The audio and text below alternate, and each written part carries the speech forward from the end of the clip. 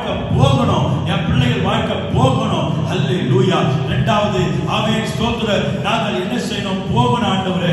ஒரு இடத்துல இருந்துடக்கூடாது, அடுத்த அடுத்த அடுத்த அடுத்த கட்டத்திற்கு நாங்க போகணும் ஆண்டவரே. மூணாவது, என் வாழ்க்கையில நான் எதை சுதந்திரிக்கணுமோ, இடத்தையா, பிள்ளை பாக்கியத்தையா, நகையா, பணத்தையா, வேலையா, கடையா, எதையா எதிர்காலத்துல நான் சுதந்திரிக்கணுமோ அதற்கு நேராக நான் லக்க வச்சு நான் தொடருகிறேன். கர்த்தர் எனக்காக யாவையும் செய்து முடிப்பார். கையை தட்டி ஆமென். அப்படியே தலை வேற வந்து படிக்கட்டும். அல்ல அந்நிய வார்த்தை கையை தட்டி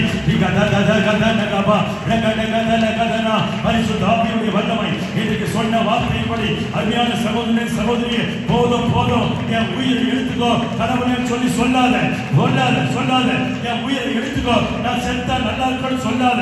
இன்னைக்கு கர்த்தர் சொல்றாரு, நீ வாழக்கூடியவர், உன் மூலியமாய் கர்த்தர் இன்னும் செய்ய வேண்டிய காரியம் நிறைய இருக்குது. நீ புறப்பட்டு போ, நீ புறப்பட்டு போ, நீ புறப்பட்டு போ, அடுத்த லக்கை நோக்கி நீ புறப்பட்டு போ என்று கர்த்தர் சொல்லுகிறார்.